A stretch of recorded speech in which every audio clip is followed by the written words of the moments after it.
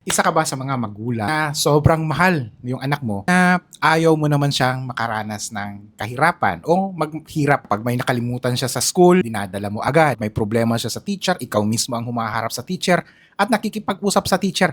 Kapag naubos naman yung kanyang allowance, agad-agad dinadagdagan mo. Hindi niya nagawa yung kanyang mga responsibilidad, yung kanyang mga assignments, projects, ikaw mismo ang gumagawa dahil ayaw mo siyang mapahiya at ayaw mo siyang mapagalitan ng kanyang teacher. Alam nyo, ito yung mahalagang tanong eh. Tinutulungan mo ba talaga yung anak mo, yung anak mong teenager, o unti-unti mo siyang tinuturuan na hindi niya kayang ikaw na magulang na wala ka o mawala ka sa kanyang buhay?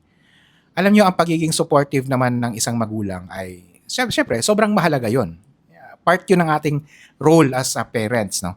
Pero, alam nyo, may malaking kaibahan kasi yung pagbibigay ng gabay sa teenager at yung palaging pagsalo dun sa mga bagay na kaya naman niyang gawin. So ngayon guys, pag-uusapan natin yung 5 signs o simptomas or symptoms na maaari na yung anak mo ngayong teenager na nasa edad 14 to 18 years old ay unti-unti na pala siyang lumalaking palaasa. Unang signs or symptoms, laging hinihintay na yung kanyang magulang, si nanay, si tatay, ang gumagawa sa mga gawain na kaya naman niyang gawin. Now, tandaan natin, yung teenager, syempre, bata yan. Pero hindi naman yan maliit na bata. Yung 14 to 18 years, bata pa yan.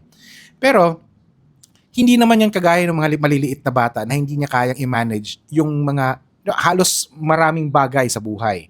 Halimbawa, gumising na gamit yung alarm. Ayan. Yung magligpit ng kanyang sariling gamit, maghanda ng kanyang damit, mag-asikaso sa kanyang mga school requirements. Ang gumawa, ang pagluluto ng mga simpleng pagkain, bawa pritong itlog, o pagsasaing, ayan. O kaya yung pagtatanong mismo sa teacher, o, ang pakikipag-usap para sa kanyang sarili. Ayan. Kapag sinanay natin yung ating mga anak, okay, si nanay, si mama, gumigising para sa kanyang anak, si papa, kapag may nawalang gamit siya yung maghahanap, ano yung itinuturo natin? Anong nagde-develop sa bata? Wala. Alam nyo, hindi tuloy siya nagkaroon ng opportunity na ma-develop yung kanyang tinatawag na nating initiative, which is very important life skill sa isang tao. Ang problema rito ay hindi lang yung nagde-develop yung katamaran ng teenager na to. Maaaring matutunan tuloy ng kanyang isipan, ng kanyang utak, sa isip niya, ay nako, hindi ko kailangan na hindi ko kailangan tandaan dahil total magpapaalala naman si mama sa akin eh, si papa eh. O kaya naman maaaring isipin niya, hindi ko kailangan na kumilos agad. Total, andyan naman si mama, andyan naman si papa na gagawa para sa akin. Kapag paulit-ulit yung ganitong klase o ganitong pangyayari, yung ganitong event, maaari guys, mabibitbit at madadala niya ito hanggang sa kanyang pagtungtong ng kolehiyo, paghahanap o pagkakaroon ng trabaho o career, o kaya relasyon, and even in his or her adult life. Ibig sabihin, long-term ang effect. If ito tolerate natin ang ganitong style ng ating anak, yung hindi siya nasasanay na maggumawa at magplano, yung maghihintay muna siya ng utos bago siya kikilos. At kapag walang gumagabay sa bawat hakbang ng anak mo, maaaring hindi niya alam kung saan siya magsisimula. Tandaan natin yung teenage years na yan, sobrang mahalaga yan kasi ito na yung transition stage going to adulthood. Now, ang self-reliance, guys, ay hindi yan kusa or automatic na lumalabas at the age of 18. Kasi maraming mga magulang, ito yung pagpaniniwala. Total, di pa naman bata, teenager pa naman. Ang akala ng lahat, ng marami, pagtungtong ng 18, automatic na nagiging mature yung bata. Hindi po ganun. You have to work it out. You have to develop that. Lalo na dyan sa teenage years na yan. In fact, 10 years old pa lang, medyo iti-training mo na yan eh. Nabubuo kasi ito sa maliit at paulit-ulit na mga responsibilidad. Doon nagsisimula yan. Bibigyan mo ng mga roles, mga tasks, no, mga gawain, maging responsable siya para matutunan niya paano maging accountable. So pagdating ng panahon, maging adult na siya at the age of 21, may sariling trabaho, may sariling karelasyon, So mas doon nabubuo at mas mo masasabi ang level of his or her maturity. Okay, pangalawa, kapag may problema, ang unang reaksyon agad ay si mama, si papa na bahala dyan. Ayan, so hindi naman masama ang tayo ay humingi ng tulong, of course, no? At sa katunayan, mahalaga naman talaga na alam ng ating mga anak na teenager na ang una at ang ah, ah, kanilang mapagkakatiwalaang nalalapitan ay ang kanilang mga magulang. Pero iba ang humihingi ng gabay kaysa sa yung pagpapasa ng buong problema. Okay? Yung ipinapasa yung buong problema na niya kaysa sa humingi ka lang ng gabay para magawa niya yung kanyang responsibilidad. Halimbawa, meron siyang misunderstanding sa kanyang teacher. No? Sa halip na siya yung makipag-usap at ayusin niya kung ano ang naging problema niya sa kanyang professor, sa kanyang teacher, ay nako, si nanay pa ang sumugod dun sa teacher at inaway yung teacher. Kapag siya naman ay may conflict sa kanyang kaibigan, sa halip na isipin kung paano makipag-ayos, gusto niyang ibang tao ang mag-aayos para sa kanya. Kapag sa bawat problema na lang, tayo as parents ay andoon lagi, handang sumasalo sa kung anuman ang kanyang problema, hindi mo tuloy nabibigyan ng pagkakataon yung anak mong teenager na yan na ma-develop yung kanyang kakayanan when it comes to problem solving, decision making, communication skills, yung pagkakaroon ng accountability at yung confidence niya mismo sa kanyang sarili.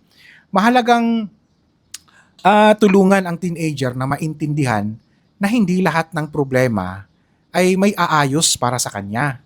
Ay may mga problemang kailangan niya at dapat matutunan niyang harapin. At tayo as parents, ang role natin when our kids become teenagers, ang pinaka-ultimate role natin as a coach. Ano ba yung dapat trabaho ng coach? Tayo lang yung nagbibigay ng gabay. At tulungan natin yung anak natin na magsimula siyang magkaroon ng that level of maturity. Dapat dyan sa stage ng kanyang buhay, dapat doon na nagsisimula na ma-develop yung kanyang maturity. Yung hindi niya dapat maisip o mag-develop sa kanyang isipan na laging may rescuer para sa kanya. Okay, pumunta tayo sa pangatlo. Yung pangatlong signs, okay? Hindi siya naging marunong na humawak ng pera at wala siyang konsepto sa limitasyon. Isa ito sa pinakamalaking senyales ng dependency, no? Yung kung paano humawak ng pera ang isang teenager. Kapag siya ay bili ng bili, laging nanglilibre, nauubos agad yung allowance, yung walang pakialam kung saan nanggaling yung pera, yung umaasa siya dahil nadadagdagan ng kanyang pera kapag nauubos. So maaaring yung kanyang nagiging kaisipan ay nako, kapag nauubusan ako, may magbibigay naman. So dito, maaaring magsimula dapat kasi at that age yung matutunan niya yung tinatawag nating financial literacy. Pero ang mangyayari pag ganun yung ginagawa natin, mas nagde-develop yung kanyang financial dependence at hindi rin siya nagkakaroon ng pagkakataon na matuto kung paano yung budgeting. Now, wag nating isipin na ay total teenager pa naman sa pagdating na ng 20 o magkaroon na siya ng sarili niyang career. Guys, dito pa lang sa stage na to ng buhay ng anak mo, na nasa transition stage pa lang siya to adulthood, dito pa lang dapat ino-nurture mo na yung ganitong klaseng pag-iisip, yung ganyang klaseng training sa kanya when it comes to financial management. Kapag binigyan mo siya ng allowance para sa isang linggo, dapat na budget, at kapag naubos ito dahil sa hindi marunong humawak, no? Bili ng pagkain, milk tea, yon, online purchases, tapos may mga tropa pa, nililibre niya. At kapag dinadagdagan ito ng magulang, nang wala man lang pag-uusap, wala man lang consequence, so wala siyang matutunan dun sa kanyang mga maling desisyon. At hindi man kailangan, of course, hindi naman kailangan natin na pabayaan siya o pabayaan siyang mapahamak o kaya pabayaan mo siyang magutom. Pero yung kailangan kasi rito ay ang matutunan niya na sa bawat gastos at labas ng pera ay may lagi niyang may kapalit. Kapag pinili niyang gastusin ang pera sa isang bagay, maaaring wala na siyang pera para sa mga ibang gusto niya. At anong matutunan niya rito? Ay unlimited pala yung resources. So wala palang walang problema. So ngayon, pagdating sa adult life, sa adulthood niya, Ano nangyayari? Nagiging dependent. Yan na, ang daming mga ganitong cases may anak na nga. Nagkaanak na, nagkapamilya na. Sino ang bumibili ng diaper? Si nanay. Sino ang bumibili ng gatas? Si nanay. Bakit? Palaasa yung anak. Number 4, pang-apat. Isang senyales kapag ayaw na ng anak mo ng mga discomfort, ayaw niya sa pagbibigay ng effort, ayaw niya ng responsibility. May mga teenage, nakaharap lang ng konting hirap, ayun, sumusuko ka agad. Mahirap yung subject, ayan, ayaw nang mag-aral. Kapag napagod sa gawaing bahay, nagrereklamo, nagwawalis nga lang. Di ba? Ewan ko ngayon, may nagbubunot pa. Ba? Ngayon nga lang, map na nga lang halos, di ba? Kapag hindi agad nakuha yung gusto, nagagalit agad. Kapag may rejection, ayaw nang sumubok. At kapag may mas madalas or madaling paraan, yun ang lagi niyang mas pinipili. Naghahanap lagi ng shortcut.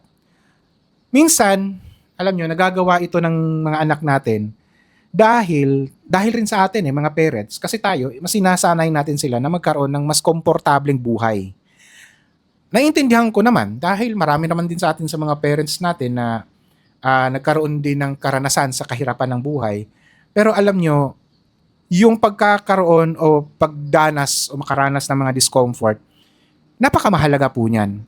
Dahil yan po yung nagbibigay ng aral o kakayanan when it comes to resilience.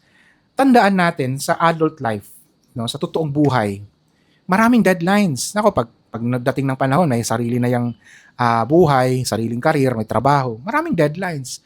Mahaba yung oras ng trabaho. Hindi nga, madalas nga, hindi nga lang 8 hours hindi lang yan 8 to 5 Minsan, nag-o-overtime pa yan. Sa totoong buhay, maraming mga rejections, maraming conflicts. Siyempre, maraming pagod, maraming financial pressures, at of course, maraming mga consequences. Kung ano man ang kanyang gagawing desisyon, may consequences lagi yan. Napakamahalaga yung mga nakaranas ng discomfort dahil yung mga discomforts na to, na mga ayaw rin natin, ito yung magtuturo kasi sa bata, sa teenager natin, paano ba magtiyaga, paano yung patience, paano yung problem solving, at paano magkaroon din ng tinatawag nating resilience. Number 5. Okay, number 5 naman, laging sinasalo ng magulang ang consequences ng kanyang ginawang desisyon. Ito marahil ang isa sa pinakamalaking dahilan kung bakit nagiging dependent yung mga kabataan. Wala silang natutunan when it comes to accountability. Kapag may ginawang maling desisyon, tinatakbuhan. Ito yun. May assignment, pag hindi ginawa, si nanay ang nakikiusap sa teacher. Pag late na gumising, si nanay pa ang naghahanap ng excuse. Si tatay pa naghahanap ng excuse. Kapag gumastos ng sobra dun sa binigay na budget, dinadagdagan yung allowance kasi nga daw kulang. Pag may nasaktan siyang tao, kaibigan, o kung sino man, yung magulang yung humaharap, magulang yung naghahanap pa ng dahilan, nire-reason out pa. So, palagi na lang inililigtas yung anak nating teenager dun sa mga natural at makatarungan sana ng mga consequences dahil sa kanyang ginawang mga desisyon. Anong matutunan ngayon ng teenager nating anak? Ay, okay lang naman pala na magkamali ako. Total, may mag-aayos naman para sa akin. And because of this, dito ngayon nawawala yung accountability. So hindi ngayon siya natututo. Paano ba panindigan? Paano ba magkaroon ng pananagutan? Ika nga, tandaan lang din natin ito, yung consequence kasi, hindi yan ibig sabihin ng paghihiganti. Hindi rin yan paraan ng pananakot. Ang allowing our children to experience consequences, ito yung opportunity para yung teenager nating anak ay matuto sa mga bawat choices niya, na sa bawat choices ay meron laging resulta. Halimbawa, kung hindi siya naghanda sa school, of course, maaaring mababa yung kanyang score. Kapag naubos niya ang kanyang allowance, kailangan niya talagang mag-adjust, mag-budget. Kung nakasakit siya ng ibang tao, kailangan niyang humingi ng tawad, ayusin niya kung ano man ang nasirang relasyon. Kung hindi niya natapos yung kanyang gawain o responsibilidad, kailangan niyang harapin kung ano man ang maging epekto nito. Guys, hindi naman natin kailangang pabayaan yung mga anak natin sa kung ano man ang problema na kanilang hinaharap. Ang kailangan nating pigilan o ang kailangan natin na matutunan o or pigilan mismo yung ating sarili as parents is yung alisin natin yung consequences sa kanila. We should allow them to experience it. Huwag nating saluhin kung ano man yung magiging consequence, kung ano man sa kanilang mga ginawang desisyon. Dahil, ayun, we miss the opportunity of making them mature para humarap at maging, matutunan nila kung ano ba talaga ang sitwasyon o magiging sitwasyon sa totoong buhay. Okay, now, guys, pag-usapan naman natin yung 4 tips nito. 4 tips kung paano ba tuturuan yung mga teenager nating anak na maging independent. Okay? Now, number 1, ibalik natin sa kanya ang responsibilidad na kaya naman niya. Okay, yung mga gawain na kaya niyang gawin, ibigay natin. Halimbawa, kapag may school requirements, tulungan natin na siya yung gumawa ng plano, siya yung pumunta doon. Halimbawa nga ako noon nung nasa ganung edad ako, actually nasa edad ako, mga siguro 14 years old, 13, 14 years old. Ako na nag-e-enroll sa sarili ko. Binigyan na ako ng instruction ng nanay ko, pumunta ka doon, ito yung gagawin mo, saan ka pupunta, puntahan mo yung ganitong window, magtanong ka. Doon ako natuto, magtanong kung hindi mo alam. Diba? Magtanong kung saan ang susunod. It develops my confidence as well, no? Kung may kailangan siyang tanungin, yun, hayaan mo siyang magsalita kasi ito yung mga pagkakataon na makapag-develop yung kanilang confidence. Number two, pangalawa, gumamit ng mga problem-solving questions. Ito yung pagkakataon naman para maturuan natin sila na magkaroon ng analytical thinking skills para matuto kung paano ba nila susolusyonan yung kanilang kinakaharap na problema or issue nila sa buhay. Halimbawa, ito, gusto kong magbigay ng mga example probing questions that can help you create conversation para matulungan mo paano ba siya i-coach. Halimbawa, ano ba talaga ang nangyari? Pero ito wag yung para kang NBI na nag-i-interrogate, nag-i-imbestiga. Hindi. Make it a way that these questions will help steer the thinking process. Okay? Halimbawa, ano ba talaga ang nangyari?